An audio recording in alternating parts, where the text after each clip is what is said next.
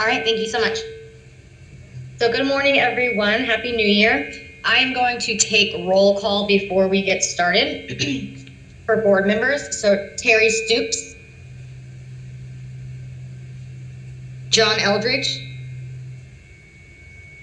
Oh, sorry, I'm here. Terry Stoops. Oh, okay, great. Thank you. John Eldridge.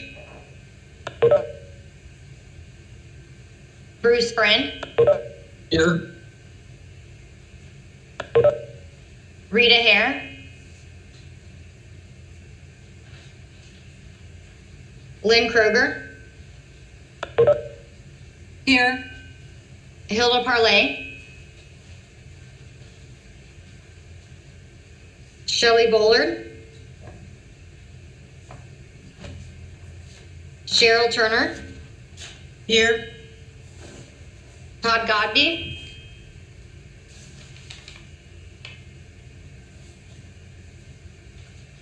Eric Sanchez. Here.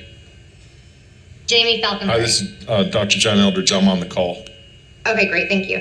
Jamie's here too, and I think when you said Todd, he had just gotten on at the exact same time. Oh, okay, great. Todd Godby, are you there? Yes, I'm here. Oh, great. Okay. All right, so we have a quorum, and we can get started. Let me pull up what you need, Cheryl, real quick. Good morning and Happy New Year. Mr. Godby, could you please lead us in the pledge? Absolutely. I pledge allegiance to the flag To the flag Of the United States of America. and to the republic for which it stands, which stands one nation, One one nation, nation, under under God, God, indivisible, indivisible, liberty with and justice. liberty and Justice for all. justice for all.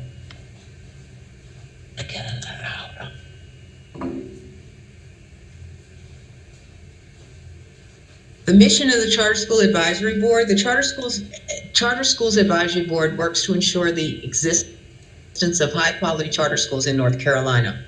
Our ethics statement. Board members are reminded that it is our duty to avoid conflicts of interest and the appearance of conflicts of interest as we handle the work of the advisory board. Does any member of the advisory board know of any conflict of interest or any appearance of conflict with respect to matters coming before us at this meeting? If so, please state for the record. If during the course of the meeting you become aware of an actual or apparent conflict of interest, please bring the matter to the attention of the chair. It will then be your duty to abstain from participating in discussion on the matter and from voting on the matter. We need to get to approve the agenda. Can I get a motion to approve the agenda? Carol, this is Bruce Friend. I make the motion that we approve the agenda. This is John Eldridge. I'll second. It's been properly moved and seconded. All in favor, say aye. Aye. Aye.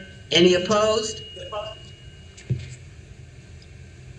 Okay, so this meeting is to discuss some issues relative to Three Rivers Academy, and we will open with some presentations by members of the staff at the Department of Public Instruction. So, Ashley, there you go. All right, thank you, Ms. Turner. Good morning, everyone. This is Ashley Becerra with the Office of Charter Schools. I'm going to give a quick overview on the background on Three Rivers because they do have a unique background in terms of the assumption and also some information about academics and overall DPI compliance. So, get started here. Okay. After I give a background and discuss academics a bit, I will turn it over to Financial Business Services. They have representatives here who will discuss any financial issues regarding Three Rivers Academy. Then we will turn it over to Exceptional Children's Division here at DPI. And then finally, Three Rivers Academy and their representatives will have an opportunity to discuss the matters that are presented here today. So for many of our new board members were not here in 2018 when we when Three Rivers Academy became a school, and it was established due to the assumption of the no longer operating Heritage Collegiate Leadership Academy. It was the first and only assumption that we've had here in the state of North Carolina in terms of assuming a school's charter. The school serves K-8. It's located in Bertie County, and they began operations in the 1819 school year. So I'm gonna just give you an overview of their academics. Because they began in the 2018 to 19 school year, we have only 1 year of official accountability data due to the pandemic. So you can see here the student demographics. If there is an asterisk on any of this data, that is because the school does not have a percentage high enough to that counted in the accountability data. So you can see here the school is predominantly Black students. In 2018, the economically disadvantaged percentage was 73%, and the students with disabilities was 14%. Their school performance grade in 2018 was an F. The growth status was not met, and the growth index was a negative 4.23. At the time of the accountability data, the enrollment was 77. If we look at overall grade level proficiency and college and career readiness, when we present any of the school's data using these data sheets that we populate, we have the school and the county information. That is how comparability is determined. So you can see for the 2018 school year, the school grade level proficiency was 8.6%, as compared to the county, which has a 46.6%.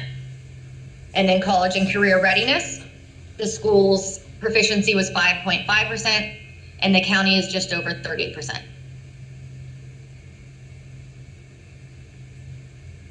Looking now at the student subgroup performance, this data again comes from accountability, from the testing data.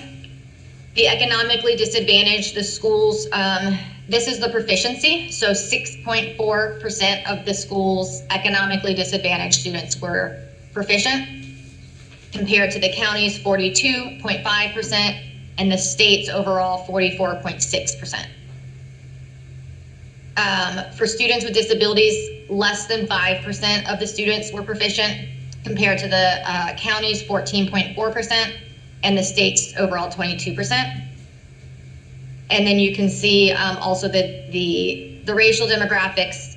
The only demographic that they have enough students to actually calculate that data is for the Black student population, and is 8.9% of those students were proficient, compared to 42% in the county and 40.9% in the state. So because we are talking about compliance today, I wanted to review a little bit about how OCS and DPI collaborates in regards to compliance. So as you are aware, DPI is a very large organization, and it's broken into different divisions. The compliance team is run through the Office of Charter Schools, and what we do is we meet quarterly to bring together these different divisions and to discuss any charter school concerns. So we always have on the agenda the renewal schools for that year, but then of course anything else that is, that a division might have as a concern or a question, this is our time to collaborate and to have a better understanding of how charter schools are operating. Different divisions that take part in this compliance team include accountability, school business, the homeless liaison that's assigned to charter schools, the English language department, exceptional children, district and regional support. So this will include your beginning teacher support programs, your school improvement team programs, equity, and other facets that fall under that support system. Federal programs, health and human services, and we also have some representatives that work in different agencies outside of DPI, in regards to environmental or safety concerns, specifically asbestos and things like that, that we do track throughout the state and make sure that schools are in compliance with.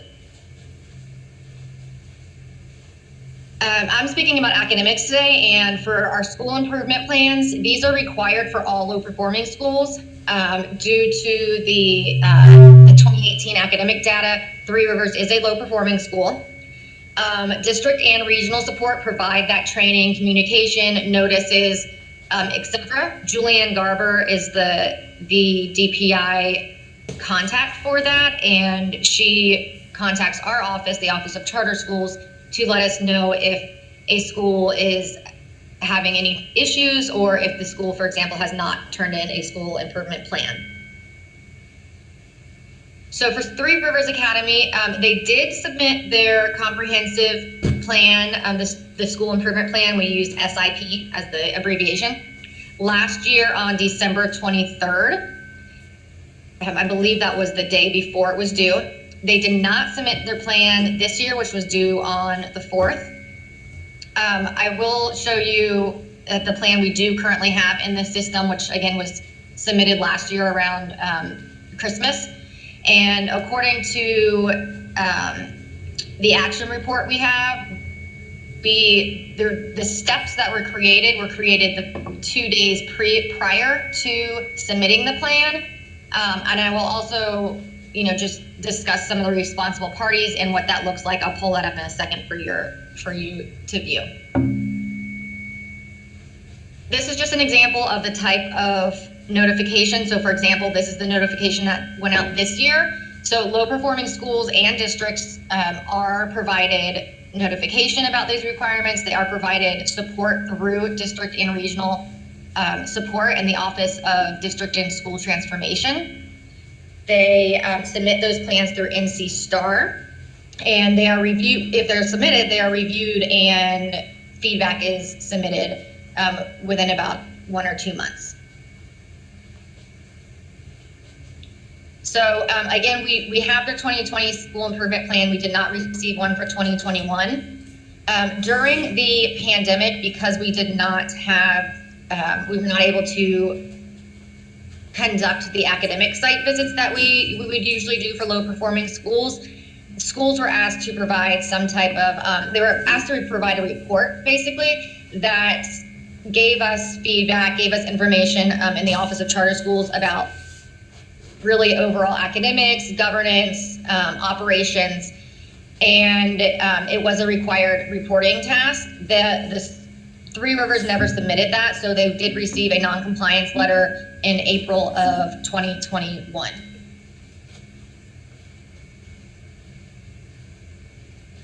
The Office of Charter Schools has conducted several site visits to Three Rivers Academy. So the most recent one was in April of 2021. There were approximately 50 students in person. The other students were, we were told that there were another 30 or so that were participating virtually through remote classes. On our site visit report, we did note EC concerns, and we forwarded that information to the EC department because our office did not have the expertise to really understand if they were meeting requirements. But we did note that there was no EC teacher on campus and that the students were logging into a computer to meet with an EC teacher that was present at Torchlight. That's what we were told during the site visit. We also did note some things such as no specials or elective options for the students, and it was unclear on the instructional planning time. There were 5 teachers on staff. 4 of the teachers were teachers that had come from Jamaica, and they were doing a lot, covering multiple subjects, covering multiple grade levels, and the leader on site during that day was not able to really articulate if they were receiving planning time, and if so, what that looked like. In September 10th, 2019, we conducted a site visit that was mainly for a head count visit, and there was a 71 student head count. And then October 30th of 2018, we also did a head count, and that was an 82 student head count. For these 3 site visits spanning from 2018 to 2019, there were a total of 4 different leaders that we were introduced to or told had been a leader and had transitioned. So for example, there was a leader, Miss Melissa Grimes, at the 2018 site visit. I'm not sure how long she was with the school, but she was on site in the 2018 site visit. For the 2019 site visit, our office understood that there was I believe a Mr. Willis. He was not there. I believe he had also, he was no longer working with the school. So Mr. McQueen came for that 2019 site visit, and he was the leader that showed up on campus for that visit. And in the 2021 visit, there was a Dr. Holland, and she let our representatives know that, our consultants know that she was there just kind of helping out because there had been some transitions.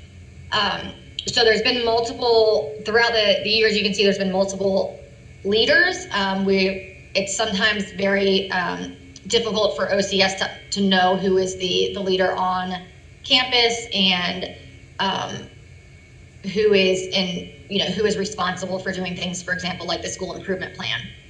Currently, Dr. Cynthia McQueen is listed as the leader in Eddy.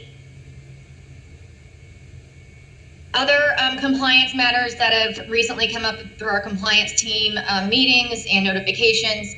They did recently have a beginning teacher support program plan. They have several areas that need to be corrected. So any area marked not proficient or not marked proficient in the rubric, which has been uploaded to eBoard, that needs to be completed in 90 days. So they're currently able to complete that during this time period.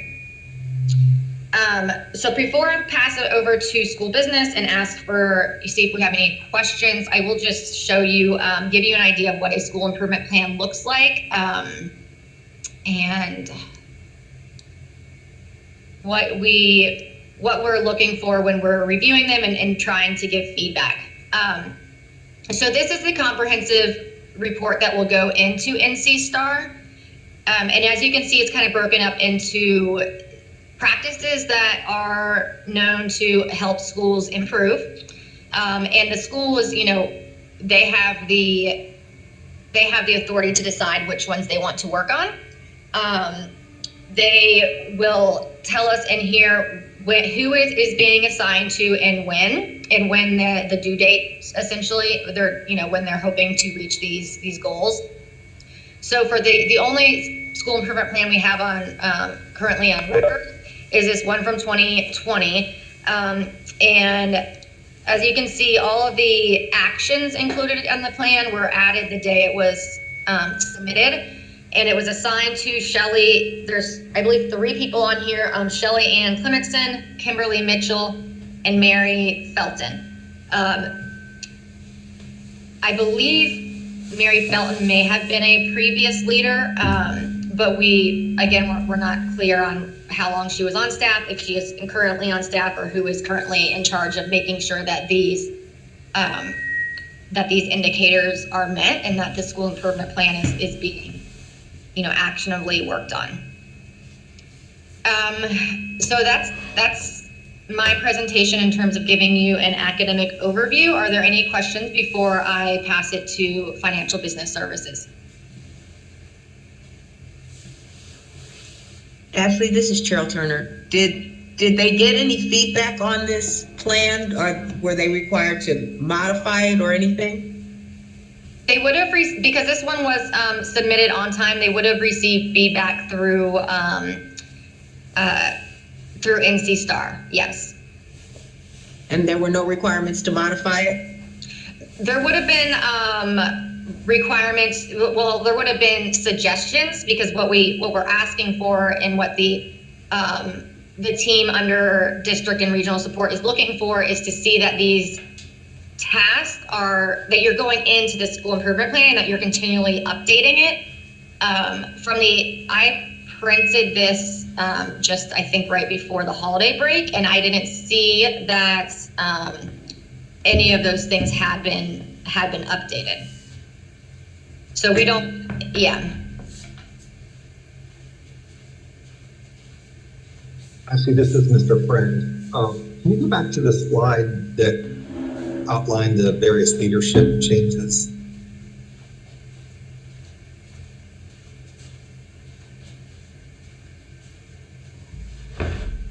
Can you see that? Okay. So is there an explanation of why there were, why these leadership changes occurred? What do we? Well, during site visits, we, you know, we've been told different things because, like I said, for 3 site visits, every site visit had a different representative, you know, on campus as the leader. So the previous, the most recent site visit in April of 2021, Dr. Holland, she did inform us that she said there had been some transitions, and she, you know, she's been retired, but she was helping out the school basically to get it until they got another leader.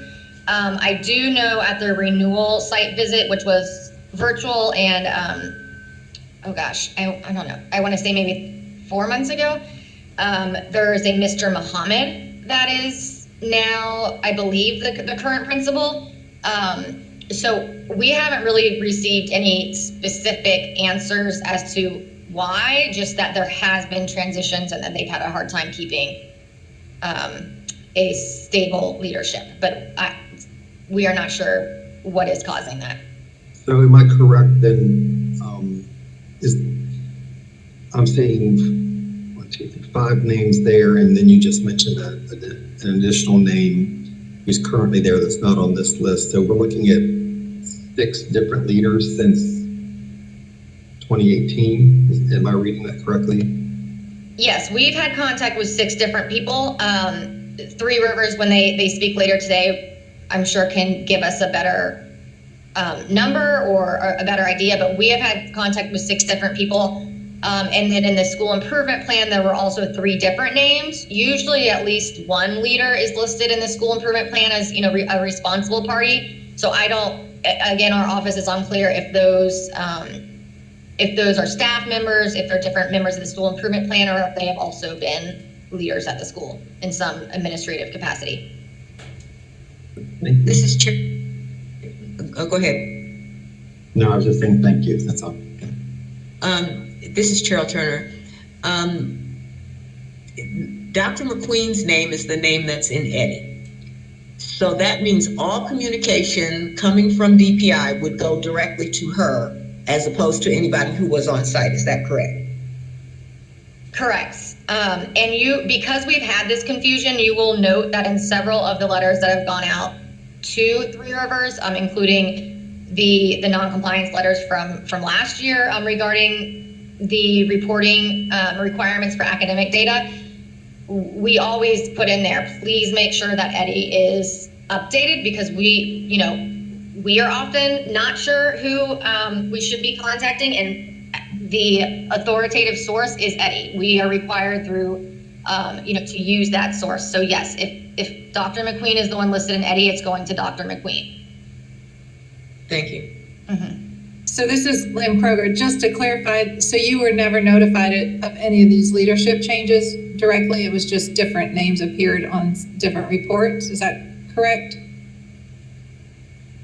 There may have been times when we've gotten emails, please add this person to the newsletter, that sort of thing. But there's never been any type of official communication, sent to us that, hi, we have a new leader. It's just exactly, we find a different name, or we go for a site visit and there's a different leader. And I believe we're always told, all of us are always told, always update everything on Eddie as soon as there's any kind of change.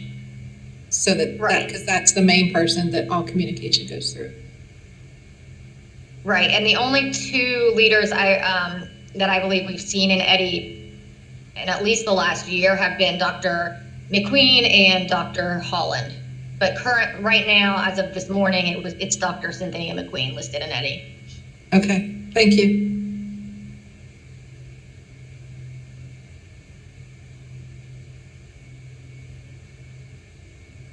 All right. Well, if there are no other questions, I know Alexis Strauss and Shirley McFadden from Financial Business Services is on the line, and they can speak to you about financial data. Good morning. This is Alexis Strauss, and I am going to address the non-compliance related to the average daily membership, low average daily membership, and then we'll pass over to Shirley McFadden, who is the monitoring and compliance manager in the Division of School Business. So related to their non-compliance on low enrollment, this does come under school business. Back for the fiscal year 2019-20, the average daily membership for month one was 78 and therefore below the general statute threshold. And so they were placed on disciplinary non-compliance. That is standard for all schools that are below 80. We do take, and this has been discussed in CSAB, as to what month should be taken for that non-compliance, and it was established as the month one, as that is the funded month.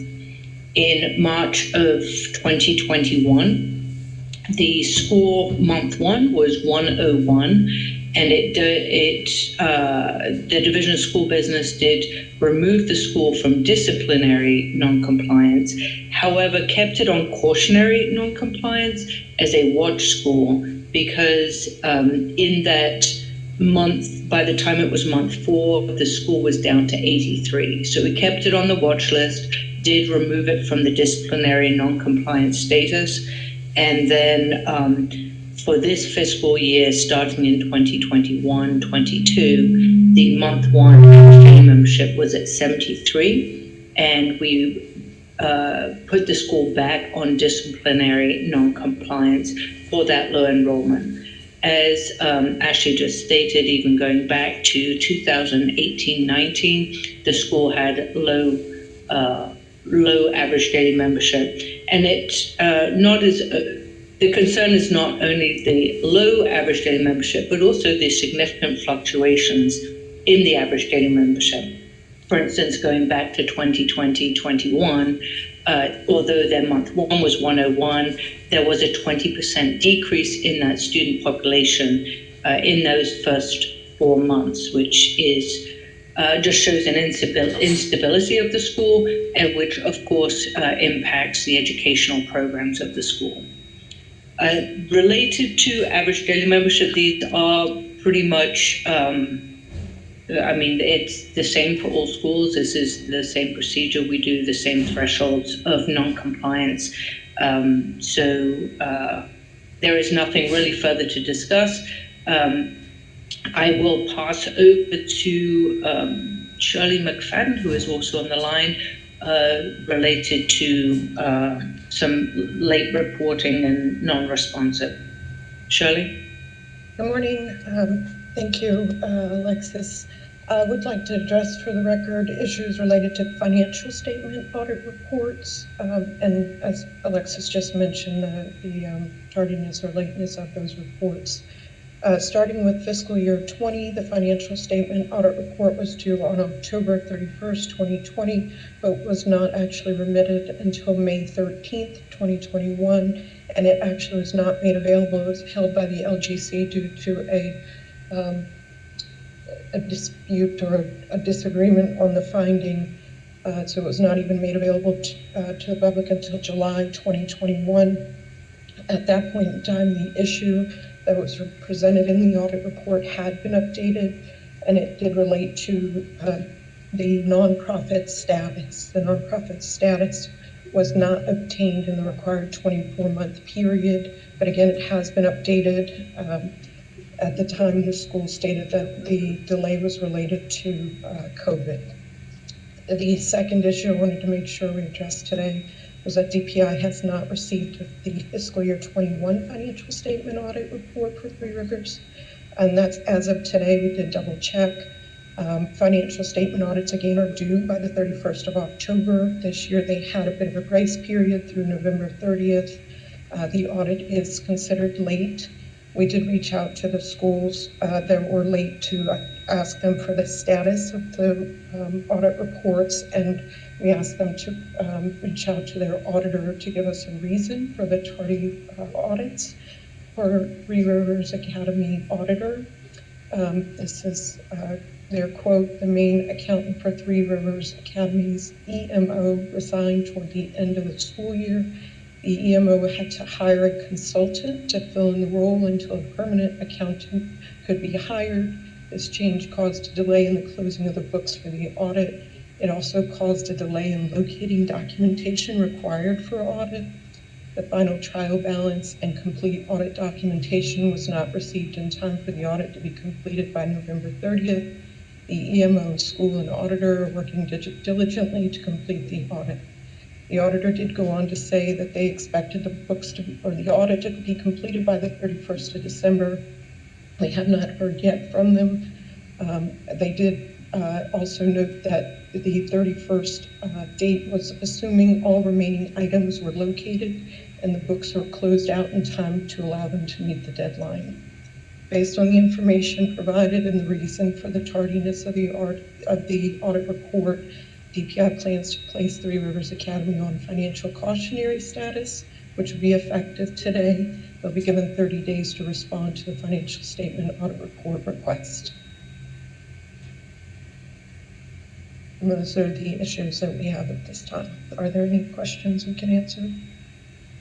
Yes, this is Cheryl Turner.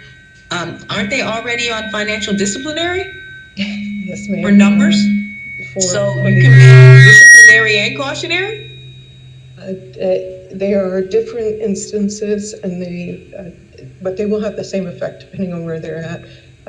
We have to give them it's not so much about the status, but the opportunity to respond to the request based on the process. So our status related to this particular incident will not impact the status related to the ADM issue.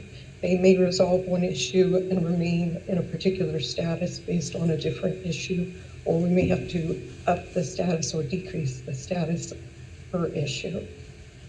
Okay, thank you. Yes, ma'am. This is Mr. Friend. So the audit was due in October of 2021, the most recent audit. That's correct. And you still have not yet received it, is that correct? That's correct. I'm curious, as the deadline was approaching for submitting the audit that applies to all schools, did they proactively reach out to you to tell you, hey, our audit's going to be late and here's why?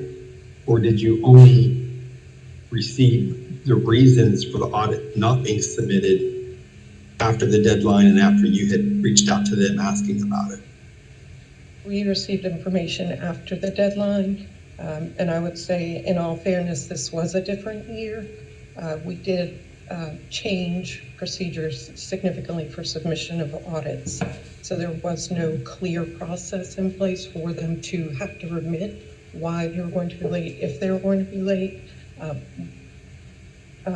Because they were at one point required to remit financial statement audits to the LGC.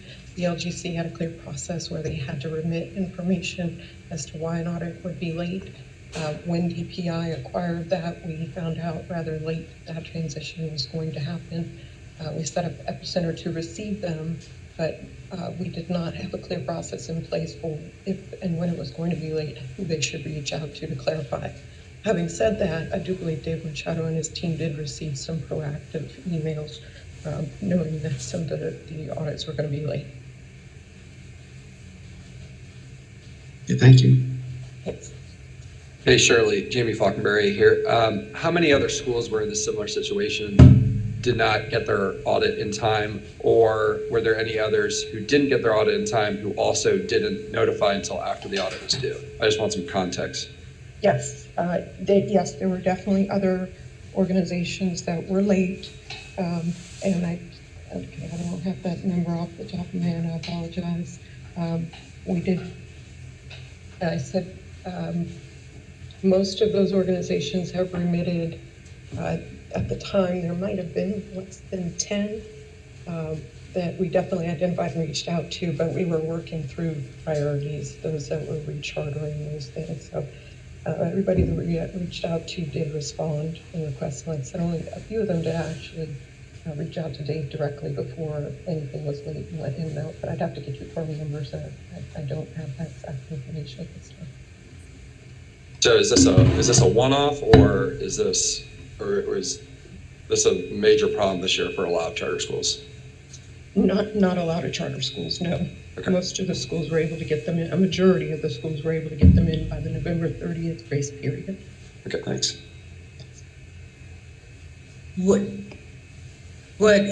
How many of those schools that were late with them still do not have theirs in? I will have to check. I Okay, apologize. thank I will have to check on that. Okay, thank you. Yeah, and again, I guess this is Mr. Friend again. I go back to, I know the system was new this year. We experienced it ourselves. And I know from firsthand experience at my own school that, you know, we were waiting on the final reports from our auditor, and we were pushing the deadline and concerned would we get it in on time. I think we actually did, but we were proactive in communicating that with the Office of Charter Schools and DPI. So I guess that's the root of my question, is if they knew that it just, for whatever reason, their audit wasn't going to be done, and they've already had these issues in the past of missing deadlines, it just seems to me that leadership would be proactive in saying, hey, we're not going to make the deadline and here's why. And it has nothing to do with the system you submit your audit to changed. That's irrelevant in that, in my opinion. This is Lynn Kroger. I have a question also about the due date for the audit reports. The October 31st, the original hard fast due date, and then of course you did an extension till November 30th, I believe, for this year.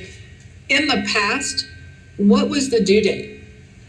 It's always been October 31st. That's the deadline that was set by the LGC for remitting the audit reports.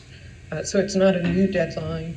And in fact, the November 30th it was a grace period, but it was still considered late even by the LGC. So those dates they have been in place. They have not changed at all. The only thing that changed is where to update the audit report itself. Okay, thank you. Yes.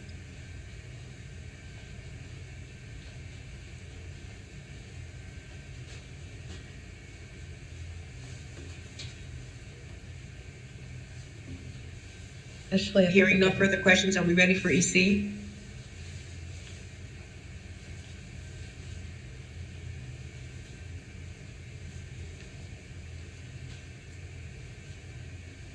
Good morning. This is Jerry Thomas, Director of the Exceptional Children Division. You have in the documents attached to this meeting agenda quite a collection of EC documentation that I am not going to read over to you, but I am going to just highlight and touch base on. So our concern, current concern, arose from some information that we secured in doing a review of ECATs, where we had some altered documents also at Three Rivers. And so we included Three Rivers in our unannounced site visit in September of 2021. We had issues as well with the school not being an ECAT user, which was required as of the live date of July 17th, 2019. There's documentation in the information that you have as late as November of 2020, where they were still not active ECAT users. Because the same management company and the same EC director was supporting both schools, that was another reason for us to include them in the unannounced visit.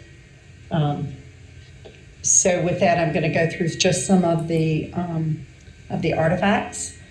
And these we have numbered. You should have one document that has the history and then the artifacts numbering. So I've already mentioned the non-ECAT user information. I think what is pulled up is that documentation and our follow-up that we provided to the school.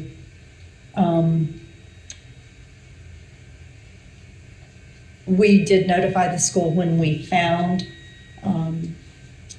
the altered events and requested as well that they provide clarification, make corrections, ensure that they were appropriately using the system to document the special education process. You will find in the documentation as well, I think it's artifact number 9, the report, the summative report that we created after that September visit. In particular, we could not verify service delivery of students. The IEPs didn't necessarily match from paper form to what was in ECATS. We were missing some items, and we observed virtual instruction for special education services that did not look like it was aligning with what we were seeing in ECATS as the required service delivery. Two items I do want to bring to your attention just in particular is artifact number 7. And this is the unresolved non-compliance from our unannounced visit. This was last updated on the 14th of December 2021. You can see on that first page with the chart, actually I think it's it's number 7 is what I'm looking at now, I'm sorry. It should say unresolved non-compliance. Give her just a minute. Which document are you on? Because it looks like number 7 is, when you open it up, is actually number 6. It's not. It says artifact 7. It is unresolved non-compliance from unannounced EC monitoring visit, and I apologize. What was the name of that file? Unresolved non-compliance from unannounced EC monitoring visit. That's it. Thank you. I apologize for those numbers getting mixed up. We tried to keep that clean, but there were a lot of documents. So that first chart just shows the files that we reviewed and whether they had compliance items in place. Across the top of the heading, you'll see whether or not there was a current invitation available, current eligibility was indicated, a current IEP, and a current prior written notice. As you go to page 2, it's a more detailed explanation of the review of the records and the problems that were found during that record review. And as a reminder, we were unable to get records the first day we were there. A team returned the second day and did have access to the records at that time. Some of the things that are highlighted on these pages are compliance concerns that we have that can be an overarching systematic problem. For example, on page 3, near the top, it says events occurring in ECATS are not compliant. The student didn't have a current eligibility or an IEP on December 1 of 2021. In other words, that's still not been corrected. You will see several of those highlights as to where there are conflicting information or no information or inaccurate information or information that doesn't align from a timeline perspective for an EC process. Page 6 of this document indicates that we still have concerns and we have non-compliance issues with service verification, meaning that an IEP says a student receives X amount of service, that should match up with their schedule in Power School. That should match up with their service delivery and the amount of special education service they are receiving. And as you can see from that chart, almost all students the schedule did not align with their IEP. That's a programmatic concern. That is a red flag for exceptional children, that what is on paper is not being implemented, or that's being implemented has not been properly documented on the student's schedule and in the student's IEP. That those of you that are in schools know that has to align. If a student needs reading and math and writing support, you've got to show when those times are being delivered and how that's being delivered and the amount of time being delivered. And through this chart, it's not aligning for services for these students. And then the last document I'd like to just bring to your attention, mine is number 10. It says fiscal compliance update.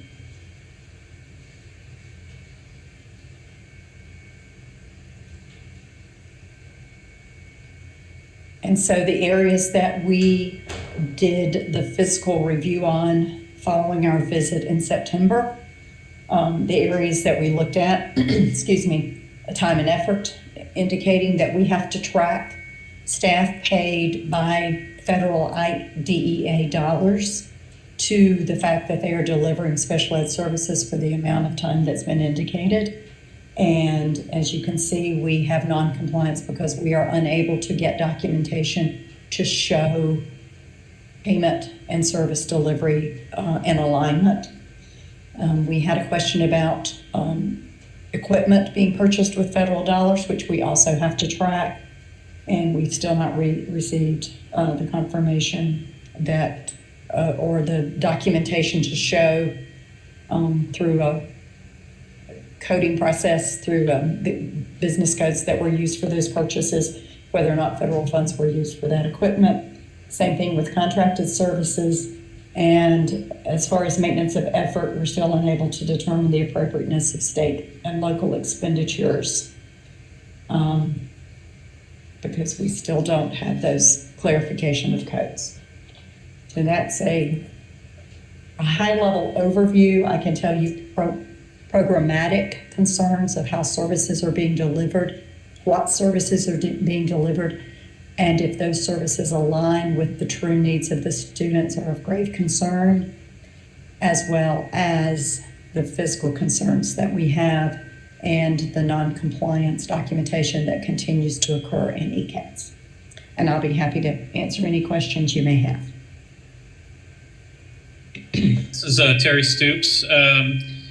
Have you received, and I think I know the answer to this, any explanation as to why the school was not using ECATS or was unable to provide the necessary and requested documentation? I need to go back into my log from my my compliance monitor that made those contacts. I know that we did hear from the director, Ms. Andrews, that she still needed support and help with ECATS. Training had been provided this summer of 2019 and continued to be offered and provided. And I believe there is documentation of some traffic about request for help, but only after we raised the issues multiple times with them not being in the system and utilizing the system. Thank you. Yes, sir. This is Mr. Frank on a similar couple of questions related to that. When the ECATS training is done online in various modules, and you're able to track who's logged in and whether they completed the modules, correct? Yes, that online training, but the training I referenced in 2019 was training that was offered face-to-face across the state multiple times, multiple weeks of options for attending training. Okay. After that, then yes, we did move to the ECATS modules, and yes, we can track who has completed those modules, who has been in the modules but not completed the information. I just went back through my notes, and to follow up on my previous comment, when we alerted Ms. Andrews that Three Rivers was not utilizing ECATs, the response was, we're working on it. So there was not a huge outreach for information. When we met in December, early December, I think there was representatives from the school that indicated that they had completed the training, or that they had, I think the term was, printed it out and reviewed it. I'm not quite sure if I'm remembering that correctly, but I remember there was definitely a differing points of view as to whether they had or hadn't. Them saying they completed the training, and your office saying no, not only have they not completed it, I think you didn't even have record of them logging in, like establishing an account to even begin the training. So as we sit here today, since that last meeting in December, has Three Rivers completed the online ECAPS training? Give me 1 second. Yes, they have completed that. I had to go back to my notes. They have completed the training now, but you're correct. They had not prior to that early December conversation.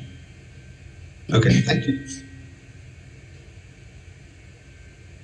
And some of the staff do cross over to the other schools. So once they've completed the training, they don't have to complete it for the second school they're supporting. This is Cheryl Turner. Can you talk a little bit about the implications of the programmatic things that you saw, and what those implications are for students? Yes, ma'am. The Individuals with Disabilities Education Act, the federal special ed law, or IDEA, requires that all students receive a free and appropriate public education. And the requirement of an individualized education plan means that it should be tailored, developed, and implemented based on that student's needs, not administrative convenience, meaning all students can't get 30 minutes and we say we're delivering special ed. And so based on the schedule conflicts we've seen, the lack of information, we cannot ensure that FAPE, free appropriate public education, is being delivered to these students at this time at Three Rivers. Our observation on that one day, a snapshot, is that most of these students were all getting the same amount of time with the virtual teacher, which is of concern.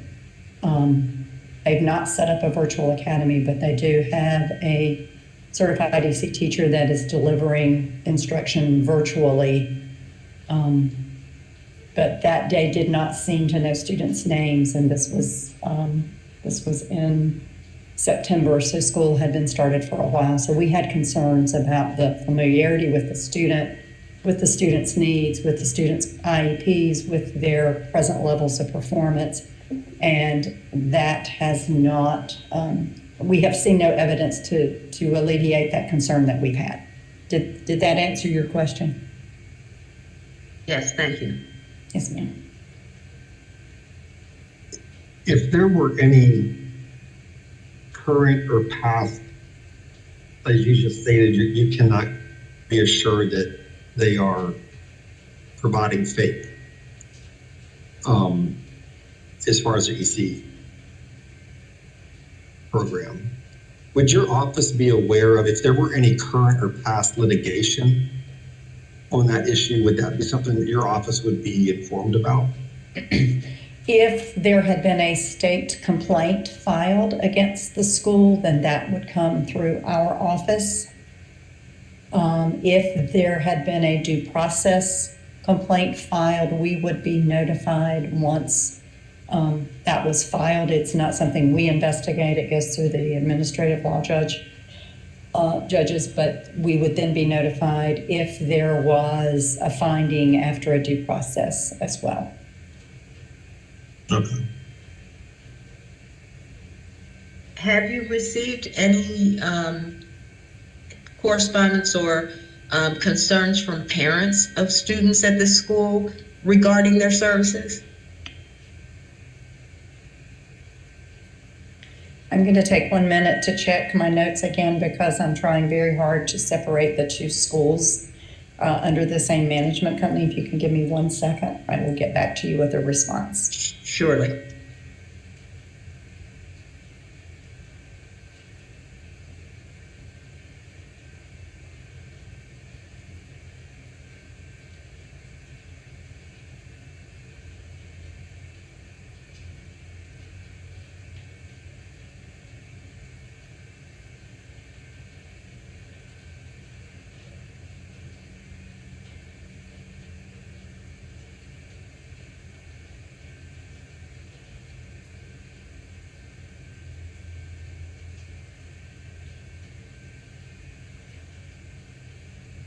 I have no documentation that we've received any phone calls from parents or complaints filed by parents against Three Rivers at this time, and we are not aware of any due process that has been filed at this time. Can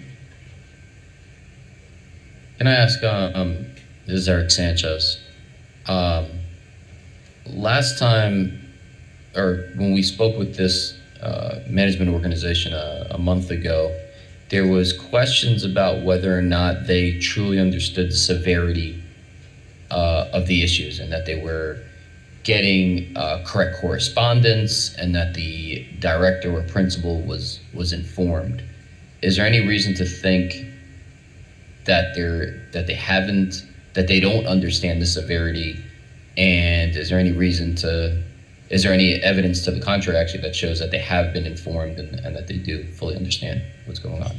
Yes, you should have a log. I think it should be artifact number 12, which is our technical assistance log from the program monitor, who has been working directly with Ms. Andrews and then with this school and with Mr. Squibb now as the current director around the non-compliance. We have worked diligently to provide clarification, to provide information, to respond to questions, to give guidance. And I think you will see in that log that there has been continued support and clarification that indicate the urgency and the seriousnness of these concerns that we have that we still cannot get resolved through compliance. Which helps me segue to another question or two here, which referencing the previous conversation where Mr. Squibb was kind of designated as kind of the savior for this. Can you help us understand what has been done so we understand when the narrative of Mr. Squibb is that maybe there's been progress, but that maybe steps have been taken, but there's still huge gaps, or are there no gaps? Has he rectified everything? Can you help us understand what has happened since Mr. Squibb has taken over? I cannot, again, the last time we monitored these files were around the 14th, 16th of December, because we were preparing for the previously scheduled meeting that was then rescheduled till today. And then staff have been on vacation leave. So we have not updated. I do not have an updated list of any compliance that might have. Okay. No further questions from me then.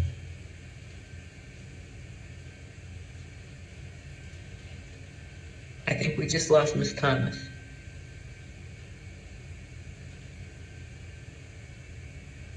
We're not going to be considered as compliant for the December 1 child count that had to be finalized by December the 20th. I said earlier, he has completed all of the ECATS training. The real concern we have is that we see paperwork being corrected, but the process still not appropriate and not in line with the requirement. This isn't just about fixing paperwork.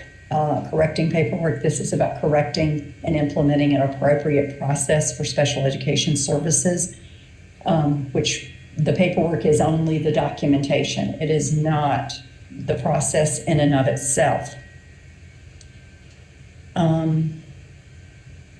I believe they're trying to fix the paperwork, but that's not the problem. It's that the process is an error. You have to follow the process. You have to inform parents. You have to give parents plenty of notice. You have to bring the right people to the table and have the discussion around data to support the needs of that student on the IEP. The IEP has to be developed in that team, and it has to be implemented appropriately. And these are the areas that we are still seeing as not in compliance. I hope I answered your question. Yes. Ms. Thomas, this is Cheryl Turner. In terms of when you have a school that is largely non-compliant in this way over a period of time, what are the implications for the state program as a whole as that continues? We, as an EC division who represent the state agency through our IDEA grant application, ensure that we are doing our general supervision requirements around the provision of a free and appropriate public education. So we have to ensure that we are, we have to ensure that schools under our watch are implementing IDEA appropriately. By saying that, we check an assurance on our application that says we are implementing general supervision, we are ensuring that all schools are accountable and in compliance, and when not, we are moving forward to help them get in compliance. The school, as they submit their IDEA subrecipient grant, also checks a box that they are ensuring that free and appropriate public education is being implemented, that IDEA is being followed. If we are in violation of not ensuring that a school is or a district is providing a free and appropriate public education, then in our funds, our federal dollars can be delayed, they can be reduced, they can be pulled back. So we have a financial statewide obligation that could impact if we are not vigilant in our support and in our notification of non-compliance to a school or a district. Thank you. Yes, ma'am. And Madam Chair, this is Hilda Perlin. Maybe I have missed it somewhere along the lines. And with all of these documents, I'm not seeing or hearing where the board was informed of these matters. Did I miss it?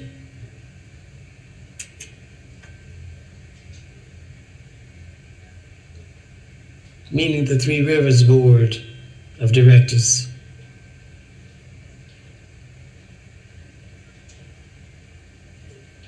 I'm sorry, was that a question for me? This is Sherry. Well, yes, that would be good. I didn't know if you were asking me or the chair.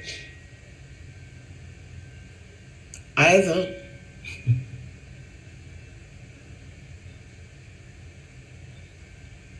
I can say for financial noncompliance, the board chair is copied on all of our letters. All righty, thank you. Yes, ma'am. And our EC procedure is that all communication goes to the lead administrator, and the EC director is copied. And so our communication typically does not go to the board.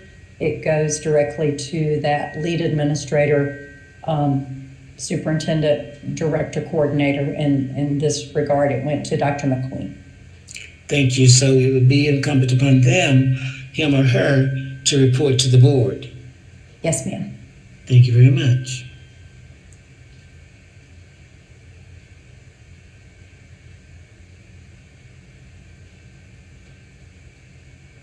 Are there any further questions?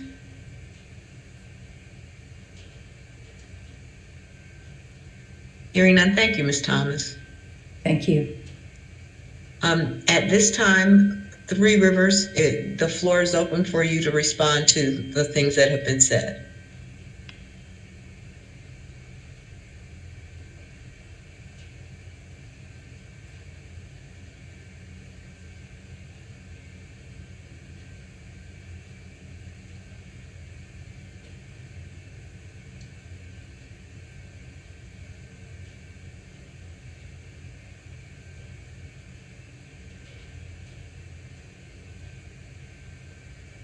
Three Rivers, I see several people on here. I'm not sure who would like to give the presentation. Can you guys hear us?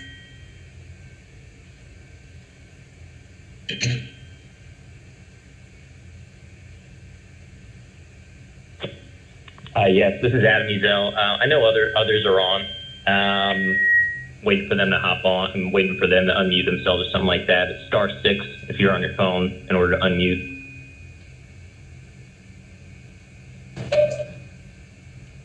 Okay. Don McQueen here. I was muted. Thank you, Adam. Yeah.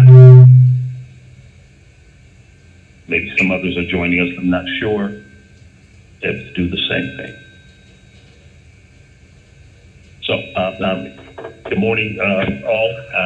I'm going to try to do my best to kind of MC this and respond to the concerns of the Office of Charter Schools and the letter that we received.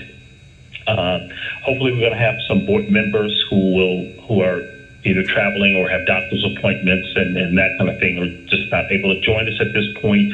But they have said they will try to call in at some point.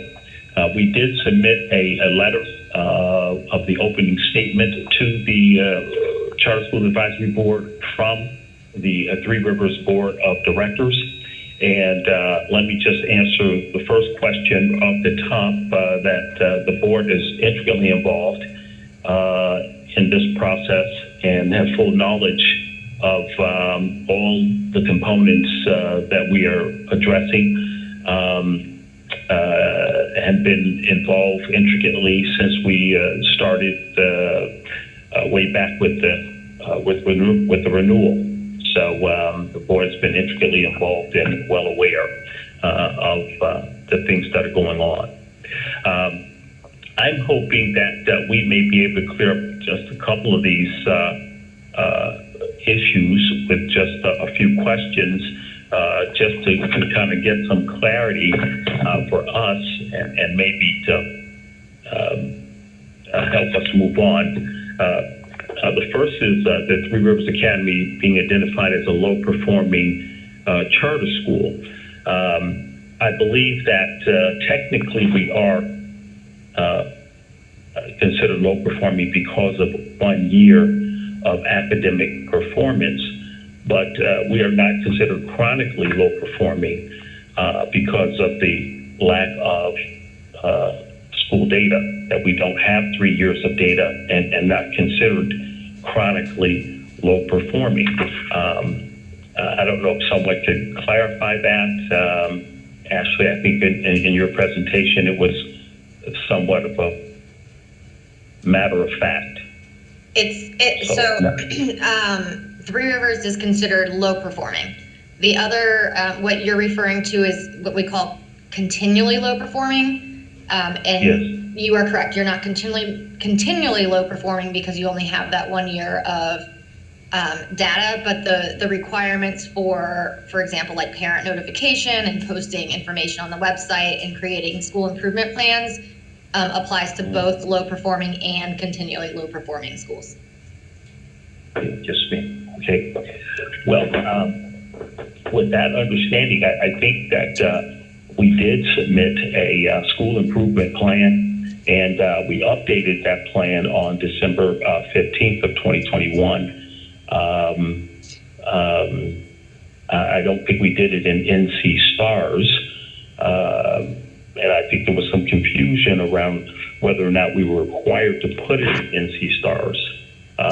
We did have that document and prepared, and the interested parties that were involved, the school leadership and the like, were also involved there. I think there was a couple of other questions we had that may be able to clear some things up. Adam, I think it was a question around failing to submit a document on April 6th. We want to speak. Mm-hmm. Right. And I also had some clarifying points that, just as I was taking notes, as I was hearing some points that were being made that I want to clarify as well. The April 6th letter, April 6th, 2021 letter stated that we had submitted certain documentation, and if you reference the letter we submitted, those documents were posted on the CSAB agenda for that month. So we're a little unclear as to the conclusion that those documents weren't submitted. And that was one of the 5 points that were mentioned in the letter that asked us to appear before you.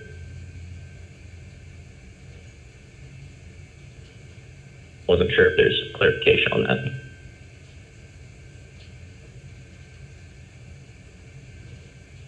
Mr. Ethel,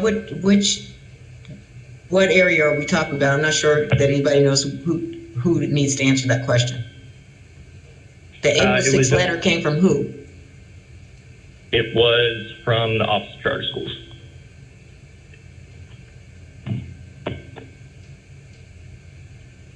I have the letter pulled up. So this is the requirement I was mentioning in the presentation, that because we don't do academic, or we didn't do academic site visits during the pandemic, obviously, we required a reporting documentation, which is very similar to templates that you've seen for all the low-performing schools, covering everything from academics to governance and staffing. And the original request went out in October of 2020, and then reminders were sent in December, and then in January. And those were not received. By the point when this letter went out in April 6, 2021, I'm not sure what CSAB meeting they're referencing, or I'm not sure which one, but what we requested to be sent via email on a very specific reporting documentation was not received, and that's why this letter went out. Gotcha. I'm not privy to what exactly that email looked like, but I do know the documentation that was requested was reviewed by the Charter School Advisory Board on November 9th, and it's attached in the agenda. And if you review the document that we sent this morning, there's a link that takes you directly to it.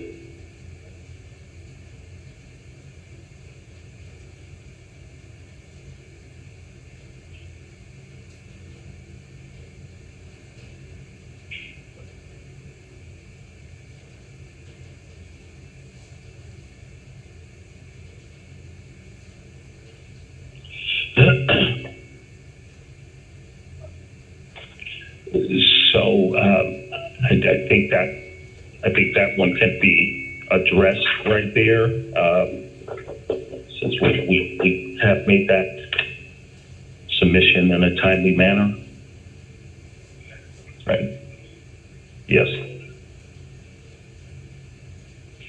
I don't know if I should move on, but if you can stop me. Mr. McQueen, let's Yes. wait a minute.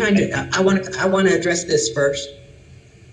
Yes, Is that the document you're talking about, Ashley? Sorry, Cheryl, I'm trying to review it very quickly. Okay. This does look like what we asked them to present.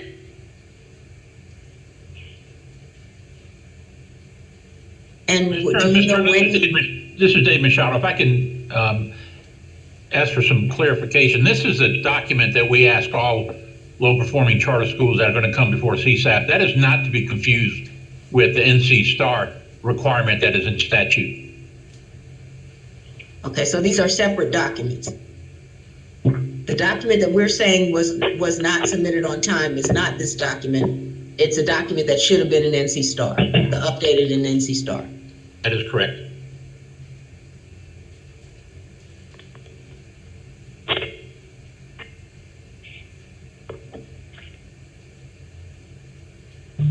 So the thing that you were looking for, Ashley, this report that replaced the site visit for renewal, is that this form? Not for renewal, but for academic site visits. And this does look like that form. So I would have to go back and see what happened in the email, if there was a error. The NC STAR School Improvement Plan, which was previously mentioned, was submitted in 2020, and then we don't have record of it for 2021. I know Mr. McQueen stated that it was submitted, but not through NC STAR. Again, it goes through the Office of Regional Support, District and Regional Support, and it's required to be submitted through NC STAR. So if it's not submitted through NC STAR, then, we don't get notification that it's been submitted. I'm not sure where they submitted that. But this does look like the low performing school report that I would have requested in 2020, but I'm not sure what happened because it was in 2020. I'd have to go back and look through the emails.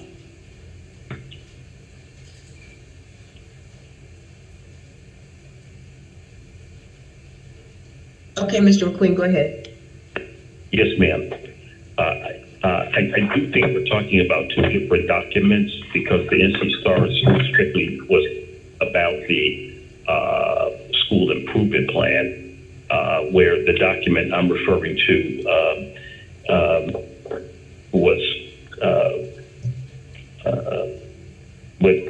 didn't specify that, wasn't speaking of that specifically. It was the LPCLP reporting document. So I'll go on. Then there was the question about the Three Rivers Academy submission of the beginning teacher support plan. And I think Mr. Muhammad was going to had a question about that. Yes, sir. Can everyone hear me okay? Yes, sir. Yes. Awesome. Good morning, everybody. I definitely wanted to get more clarity about our beginning teachers program. We received an email from Jeffrey Roberts last year in 2021 that our plan was submitted, received, and approved. It says we have beginning teacher support program plan approval status. If there's some adjustments I heard that was mentioned today as an outstanding item that was in non-compliance. This letter says different. I just wanted to be clear of what direction we need to go in, or if there's anything else that we need to do to satisfy that issue of non-compliance. So again, this is an area that we receive notifications through the compliance team. It runs through regional support and a specific facilitator for BTSP. So the school should have received this letter on November 9th. And it was never stated that the school's out of compliance. The school just has improvements to make. There is, and in this letter, it will tell you that any box not checked proficient must be completed within 90 days, and there's a work plan form that goes with that. So if there are questions about that, I would highly suggest reaching out to Monica Shepard, who's listed on that letter. But you can also pull up your monitoring instrument, and this this would have been received following the visit. And so any area that's not proficient, which would be here in this developing column, would be areas that need to be improved so that it's moved over to proficient or accomplished or distinguished. Awesome. That makes sense. And it looks like we have until February to complete. I feel very confident that we will. We're working really hard on this. So thank you for pointing that out to us.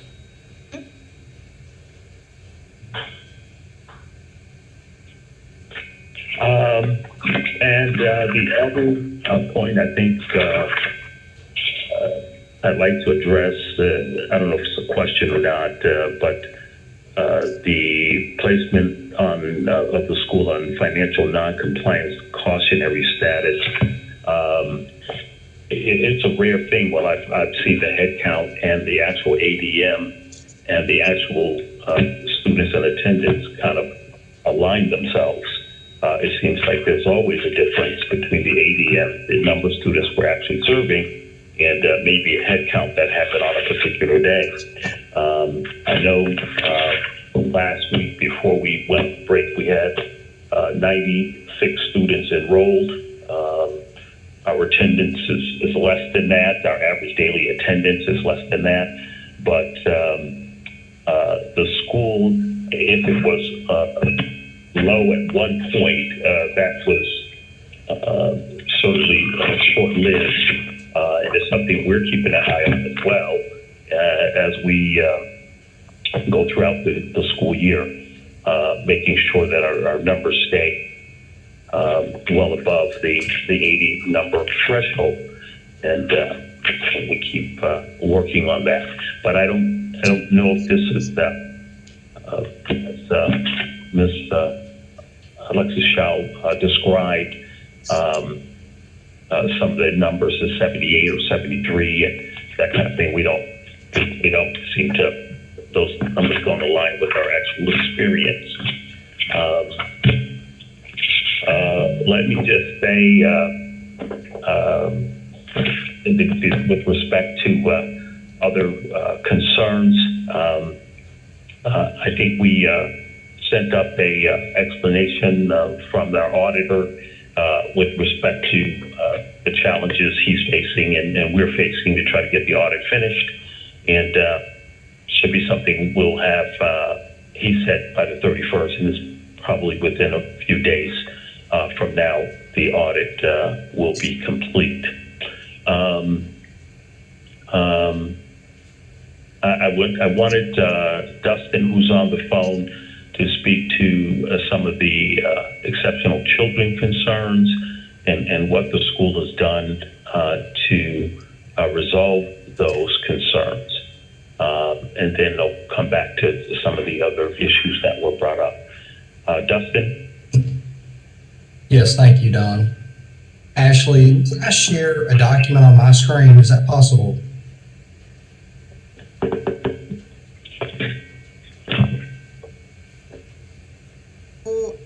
Let me see if that, I don't think I can do that on here, I'm sorry. It has to be through my screen. You can email it to me really quick if you want to. I don't know exactly what it is. Give me 1 second and I'll do that, okay? Okay.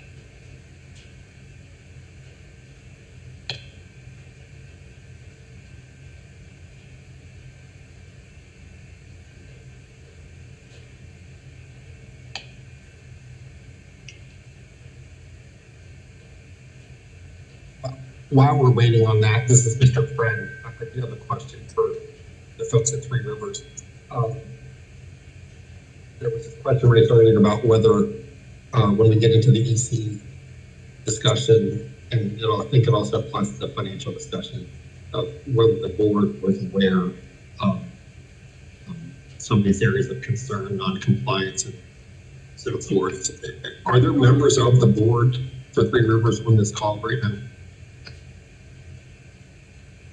No, sir, not at the moment.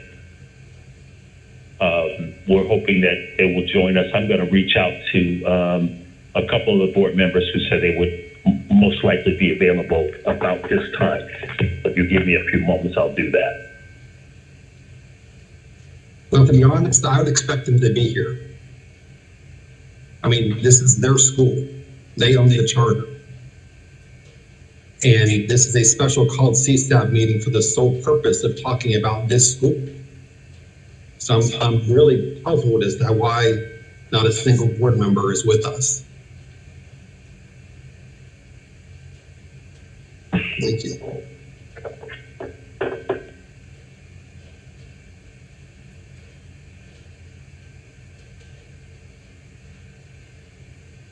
Hello, this is Attorney Bowens. And I would just like to say for the record that the notice was sent out. Board members stated when they were available to the staff, and in turn, the staff is trying to make certain that the board members are available to answer and address your questions. But as many of you also understand, many of these people, while they do serve on the board, they also have jobs that in some respects preclude them from being present during the regular business day. But having said that, they do take this matter very seriously, and they are efforting to make time to be present. That does not mean or indicate that they are not aware of what's been occurring. So I would ask for your indulgence, and we appreciate the opportunity to present to you. Thank you so much. Ashley, this is Dustin Squibb. I just shared that document with you.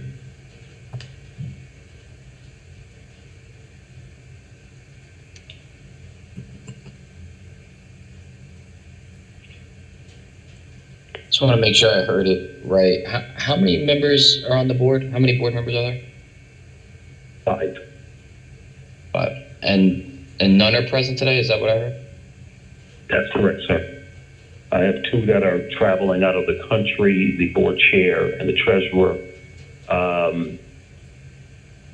One had a previous appointment, 2 had doctor's appointments. So I am trying to call them right now to assist them to get on this call. Yeah, I have to agree with Mr. Friend's sentiments that when it's in person, there's a certain amount of latitude that's given because there's some travel and yes, people have jobs and things like that. Due to the virtual component to this or part of this, I'm just not one. I mean, come on, that does seem pretty crazy. Yeah, I have to echo that. This is Mr. Friend again. I don't need to belabor this, and I respect the attorney's comments. I really, really do. But people who have professional obligations to other organizations beyond this, well, all of us on CSAP have those same things. My teachers returned to school this morning for the first time after 2 weeks, and I'm taking the time to be here instead of with my 85 staff members. Yes, sir. I agree. Dr. McQueen, I'm ready to discuss. There are two items that I would like to look at. Number one, it was brought up earlier about the urgency in which we've approached the EC matters at Three Rivers. And if you don't mind, just to scroll down, just to capture the chart. DPI's final review before Christmas break was December 14th. All of these items that we've captured here, and it goes to the next page too, if you'll scroll down, that are highlighted in yellow have all occurred through the appropriate IEP process after December 14th. So I wanted to make sure that everyone was aware that these items have been addressed and it's been through the appropriate process.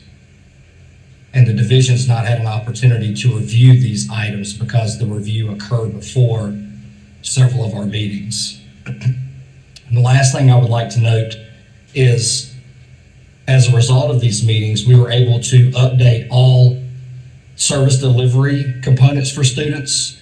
And today, students are back on campus and they are following the new updated teacher schedules that IEP schedules that reflect exactly what students require through their service delivery report, through their IEPs.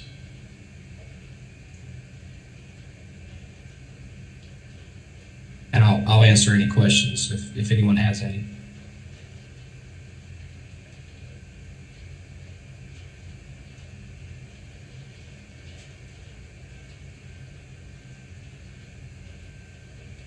Mr. McQueen, do you have anything else?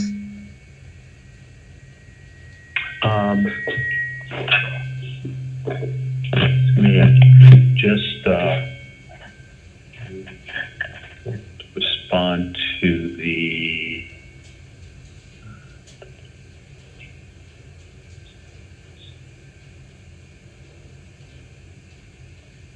No, I think we're aware that the nonprofit status has been updated. I think we've received that back, And the school has its nonprofit status right now.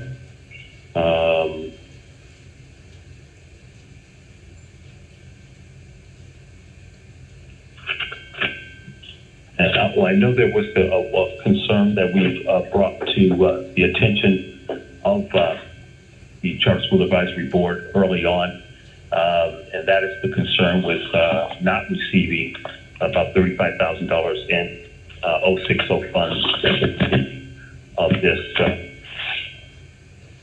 as Ashley described, this unusual set of circumstances because we were in an assumed school. And we found in that first year, because we could not produce an MOE, because we did not have the records from the previous school, did not have access to those records, we couldn't produce an MOE. And there seemed to be a lack of a policy or structure around, kind of what to do in that situation. So for us not to receive those funds certainly was impactful, particularly on our particular population. And I just wanted to speak to that. And I did, or Ms. Thomas could share with us as to how that happened, or is there a way to recover that or those funds from that year? And how can we secure those entitlement funds? Have you met your MOE at Three Rivers since that time? Yes, we have. And we do understand there's a challenge with the way we're coding or not coding. And we've been working on that. We've contracted with Eddie Goodall's firm, April, in order to help us with some of our folks training with that. Because the person that we had doing that, a longtime CPA, left and went back to China. So kind of left us in a lurch there. Mr. McQueen, this is Mr. Friend again. I guess a lot of since there's no board members here. What's the reason for the multiple leadership changes since 2018? Well, I think there's series of challenges. The first, Dr. Grimes was actually originally a board member of the school and wanted to step in and leave her post as a board member and come in and help run the school. And just she found it challenging, and she wasn't living too close to where the school is located. And I think, and overall, we've had challenges because of the remote location, folks finding places to live and that kind of thing. It's a little bit of a different setup in the rural area. I can tell you that Dr. Holland's been with us, though, now for almost 3 years, surely 2 years, as a solid fixture there. She has experience as a principal, school board member, and the like. She's met with members of the Office of Charter Schools, very stable person. Leonard Muhammad was brought on as a co-principal with Dr. Holland, so it's not a change, it's an augmentation in order to improve the academic outcomes. His expertise is in Teach Like a Champion and the school discipline and the like, and brings a different kind of set of skills and expertise. And so that's kind of where we've been, and why some of the changes that have kind of taken place there. So, Mr. McQueen, if Dr. Holland has been there for multiple years, why does Eddie say that the principal is Dr. McQueen?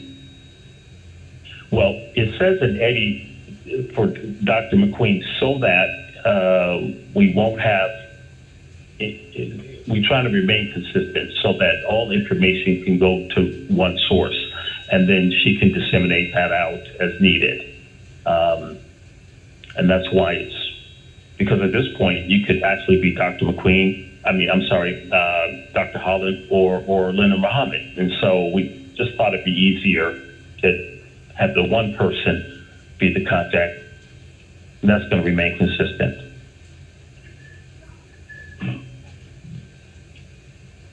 This is Terry Stoops. Is Mr. Squibb the full-time EC director at Three Rivers? He certainly is, yes, sir. And he certainly has been a bit of a savior. I can tell you that he understands the situation very well. I know, Mr. Sanchez, you wondered about the gravity. We do understand the gravity of the concern. We're bringing a tremendous amount of resources. We've since this has all become public, we've had folks even from DPI that formerly worked there reached out to us and offered assistance, and they're doing a great job, and they're working with Dustin to bring us along. So we really appreciate the community support and the support from former folks at the Department of Public Instruction. This is Lynn Kroger. Can you also comment on your board members and the turnover that you've had on your board? I don't think we've had turnover on our board in a few years. On the original board, most of those members turned over, the founding board members, but for the last few years, our board members have been pretty much the same.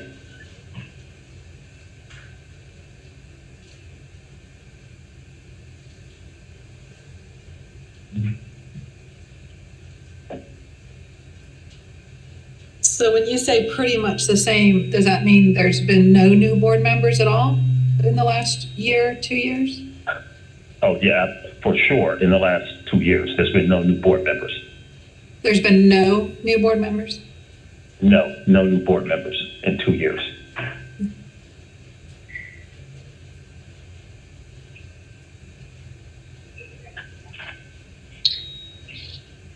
Mr. Squibb, this is Mr. Sanchez. Mr. McQueen just called you a savior and said you guys really understand the gravity of the situation. And I know you've been on since maybe mid-October. Is that correct? Yes, sir, mid to late October. So, I mean, help me understand then that you understand the gravity. You came in mid to late October, or whatever it is, and what was the situation, and how have you been the savior? So the situation was we needed to get the program, in compliance, and my first priority was student support schedules and making sure that our students had the appropriate supports based on their IEPs. Next, the important element was data collection and conducting IEP meetings, and several of the IEP meetings have been what are called reevaluations. And one of our biggest challenges is data collection, but through that data collection, we've been able to schedule meetings to make decisions that are appropriate for students and the supports they receive. So we've really focused all of our efforts on supporting students, making sure those student schedules are appropriate, and now updating the IEPs to reflect exactly what students need. I guess I appreciate you detailing that. Mr. McQueen, those are seemingly fundamental parts of running an EC program. And we're hearing that your savior came in mid to late October. But I think one of the misconceptions of this is that simply something can be fixed that hasn't been done for a long time. That was done, to be honest, in a way that harmed children, a program for a long time. So I guess, why did you need a savior? Why did this dawn on you guys in October? And what was happening beforehand, and how could you assure this group that kids were actually being educated in the correct way in accordance with their IEP prior to October? Well, I can say this, you know, the biggest room in our house has always been the room for improvement. So we're always looking for ways to improve our service to particularly these children, the least served historically. You know, I am these children. So this is where I come from. And so, yes, I think sometimes you're working in this field, Mr. Sanchez, as you know, you're kind of doing everything. And you might let something slip through the cracks. I don't think servicing students ever slip through the crack, though. There may be some disagreement or some nuanced difference with respect to what was stated specifically in their IEP, but students were continuously being served. And you know, sometimes you recognize that you need assistance, and you go out and do your best to get that. So, and I think a lot of this, the challenges we're facing, Mr. Sanchez, is two things. The time frame that we're trying to operate in. So there's a lot of pushing very, very hard to get the things done. And then a bit of a challenge with getting access to the ECAT so that things can be uploaded. Now, this is not my area of expertise, and so I would certainly be leaving it with Dustin to describe any of the challenges that he's facing. But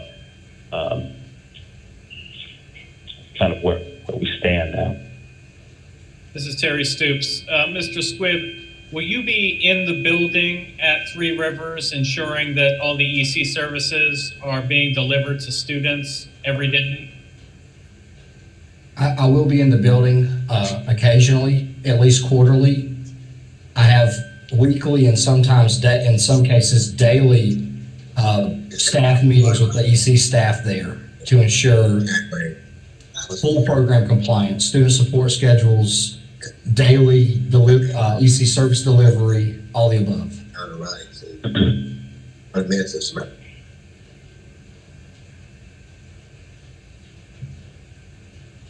So where will you actually be working? Will you be working at either of these two schools? Or are you consulting? I think I'm essentially doing both because I will be on campus occasionally, but I will be interacting with staff on a daily basis.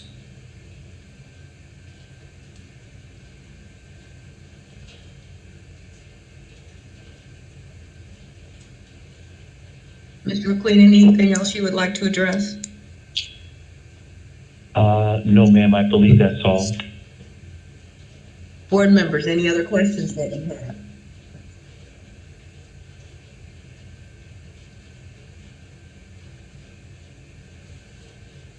have? All right, hearing none, could I please get a motion for us to go into closed session? This is Lynn Kroger. I make a motion that we go into closed session pursuant to North Carolina General Statute Section 143-318.11A3 to consult with our attorneys in order to preserve the attorney-client privilege between the attorneys and the public body. And here's a parlay seconds. It's been properly moved and second that we move into closed session. All in favor? Aye. Aye. Any opposed? Aye. Aye. And we will come back into open session once we consult with our attorneys. Ashley, do you need to give any instructions? Yes. So if you are if you are not participating in closed session, or you can stay online with WebEx if you would like, I will be muting everyone. Board members, you have been given the information to get into closed session, so please check your email if you need that number again. And live stream, we can go off live stream now, and I'll let you know, Jim, when we come back. Ashley, after we've made that motion, can I still ask another question? Are you asking a question of Mr. Three Rivers? Yeah, Mr. Squibb. we might need to come back into open session. I don't know if legal has a take on that. Can't we ask questions after We voted? closed session? We have not voted to go into session. Oh, we haven't voted, okay. No, you guys voted to go to closed session. Oh, yeah, we did. Yeah. Okay, that's fine, it's okay. We can go ahead and go to close. Okay. Madam Chair, Don McQueen here. I just want to let you know that Bishop Watford, one of our board members, is on the call with us. Just point of information.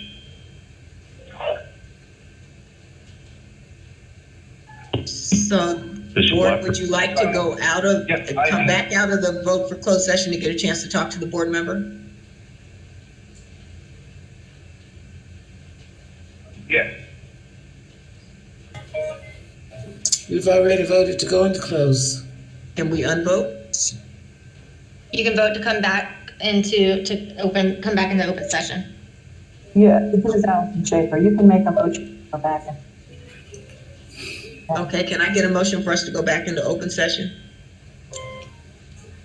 This is Todd Godby. Asked to move to go back into closed session. No, open. I'll second Open that. session. All in favor?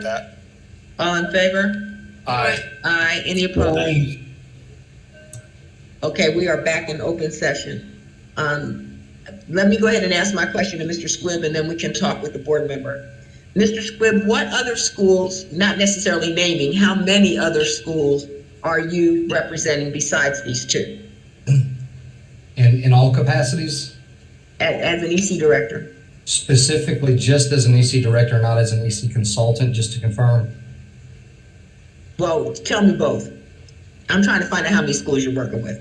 Currently 5 as the EC director, I believe, and all in all, probably over 10 where I do both. I apologize if that number's not completely accurate. I don't have mine. Okay. All right, thank you. All right, board members who had questions for the board member. Mr. McQueen, what did you say your board member's name was? It's Bishop Watford. He lives in the area, church there right in Berkeley County. Bishop? Mr. Turner, this is Mr. Friend. I'll ask a couple of questions. Thank you, I think it was Wofford. Don, you broke up on me there. Ms. Wofford, how long have you been on the board for Three Rivers?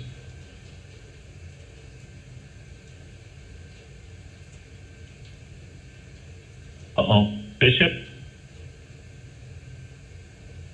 Oh boy. I'm sorry. I'm sorry. Maybe I was she's muted. muted. I was muted. I'm here. Okay. I was muted. I don't remember the exact year when I became part of the board.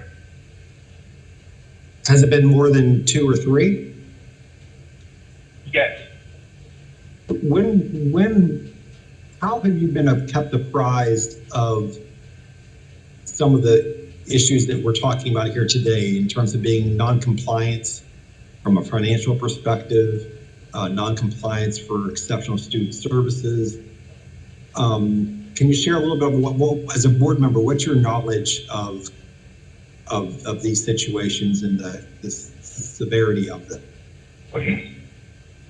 Each board member that we had, we were compliant with everything, and I do believe that whatever was necessary for the board members to know, it was presented to us. I do not believe there was anything that was held back. But I can't think of anything specifically, but to my knowledge, I do believe that everything we should have known was made aware of. As a board member, have you been aware, like prior to say today and the most recent CSAP meeting, like in December, were you aware that these issues were of concern in the various letters sent by Office of Charter Schools and DPI? I cannot answer because I had an appointment out of town, and I just came in toward the end of the meeting. I don't know what we discussed at the beginning. No, I'm not talking about today. I'm talking about over the last couple of years, and especially over the past year. Were you aware that the school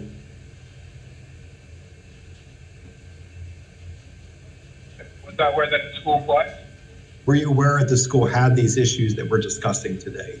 That there were issues around financial reporting, not submitting audits on time, concerns about the EC department, concerns about enrollment figures not adding up? Were you or were you not aware that these issues existed? No, sir, I was not.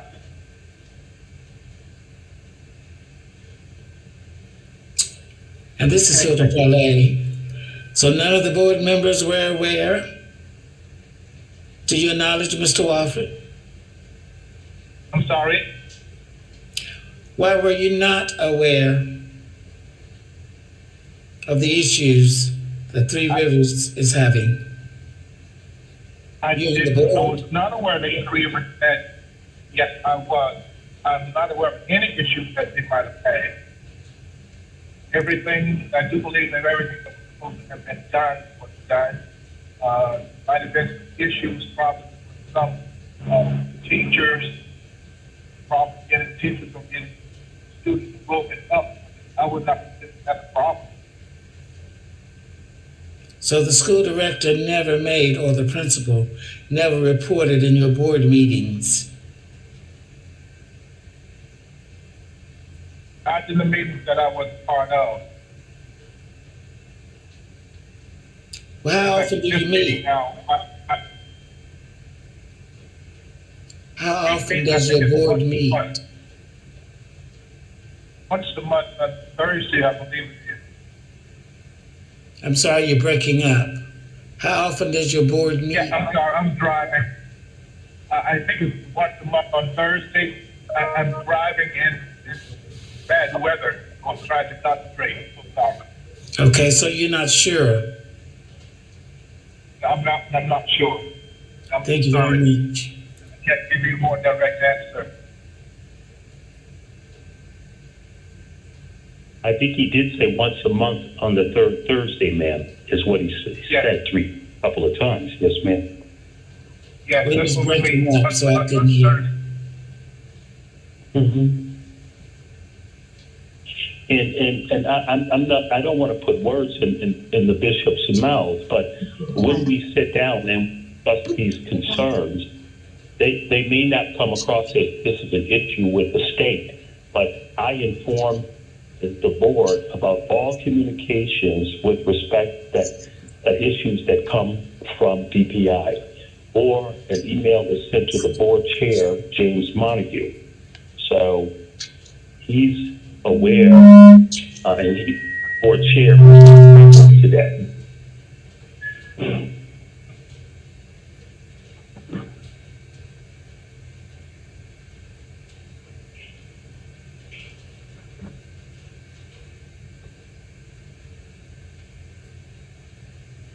Are there any other questions? All right, hearing none, let's do the motion to go into closed session.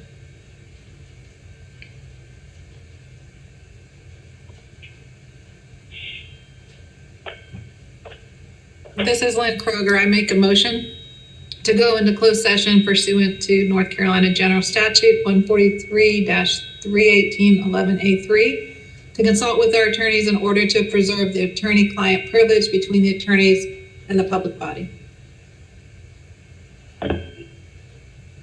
Gilda Prelay seconds again. I'll second that. This is John Eldridge. And properly moved and seconded. All in favor? Aye. Aye. Any opposed? Aye. Okay. Does everybody have the information for how to get to closed session? Yes. All right. Thank you. Yes. All right, thank you. Tech, can you just confirm with me when live stream is off?